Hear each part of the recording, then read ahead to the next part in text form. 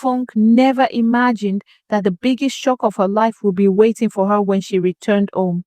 Stepping into her hut, she froze.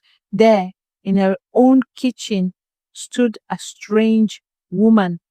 "What is going on here?" she demanded, turning to her husband, Dutton. But before she could say another word, Dutton slapped her hand away. "Never question me again," he growled. This was the final blow in a marriage that had been nothing but a nightmare. Once upon a time, Funk had been a hard-working, beautiful woman full of hope. She had been introduced to Dutton by his mother, and before she knew it, they were married. But from the moment they exchanged vows, Dutton treated her like she was nothing. He criticized her, scolded her, and never once showed her love. Still, Funke tried. She cooked his favorite meals, hoping to win his affection. One evening, she proudly set his dinner on the table, only for Dutton to accuse her of poisoning him.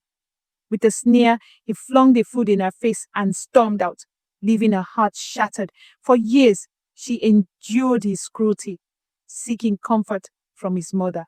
He would change, the old woman assured her, but he never did. One night, Funk fell terribly ill. When Dutton came home to find her shivering, he ignored her and went about his business as if she didn't exist. The next morning, barely able to walk, Funke dragged herself to the herbalist's hut. The healer took one look at her and shook his head. "You're lucky to be alive." For a week, she stayed there, receiving treatment. And for a week, Dutton never once came looking for her. Finally, feeling strong enough, Funk returned home, only to find another woman in her place.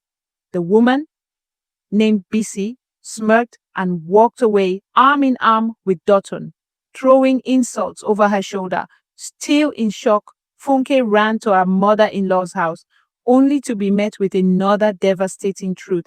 Dutton's mother had passed away days ago. "But why wasn't I told?" she asked, her voice trembling. An elder sighed. "Dutton told us his wife had deserted him, and according to our customs, a man cannot bury his mother unless his wife is present. If he has no wife, he must take another before the burial can happen." Funk's heart sank. That was why Bissy was here.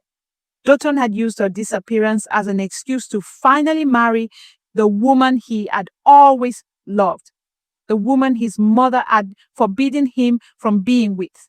All along, Funk had been nothing more than a placeholder. Devastated, but with nowhere else to go, Funk continued to live in the hut, forced to watch Dutton and Bissy flaunt their happiness in front of her. She was alone, with no family, no love, and no way out. One afternoon, as she walked to the village stream, lost in thought, she bumped into a kind young woman named Ngozi. Seeing Funke's sorrow, Ngozi asked what was wrong. For the first time, someone truly listened. "You deserve better," Ngozi told her. "Don't give up. Life isn't over yet." Ngozi became Funke's rock, helping her find strength within herself. As the days passed, Funke began to smile again. One day, while at the stream, they overheard the villagers talking about an upcoming festival to celebrate the birth of a royal baby. "This is your chance," Ngozi encouraged. "You need something to take your mind off the past. You should dance in the festival." At first, Funke hesitated. But then she realized, why not? Why not do something for herself for once?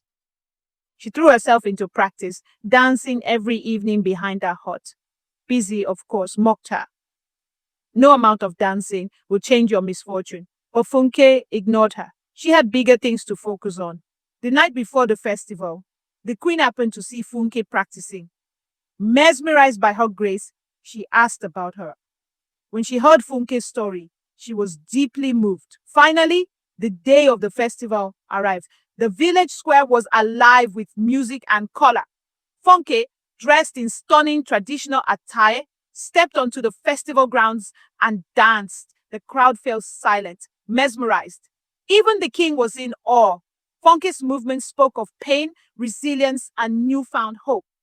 Bissy watched from the sidelines, her jealousy growing. Then something incredible happened. The queen stood up. Gasps filled the air.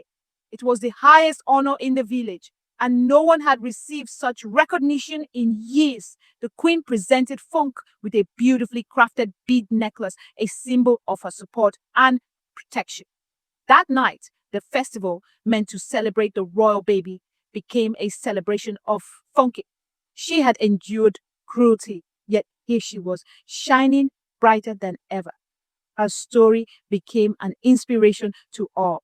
The next day, the queen summoned Funk to the palace. You deserve a family that loves you, she said. From today onward, you are my daughter. Funk became a princess, and her marriage to Dutton was dissolved. Since they had never truly lived as husband and wife, the elders ruled that their union was invalid. Soon after, a prince from a neighboring village arrived. He had seen Funke dance at the festival and had been captivated. But when he learned she was married, he had left, heartbroken.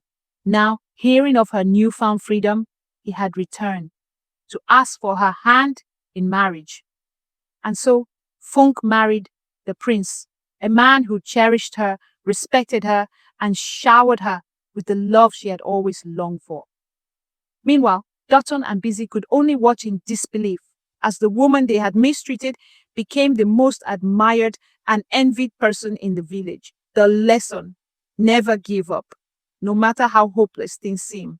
Life has a way of turning things around when you least expect it. And always treat people with kindness. You never know what the future holds. Enjoy the story. Don't forget to like, subscribe, and leave a comment. It helps our channel grow. See you in the next one.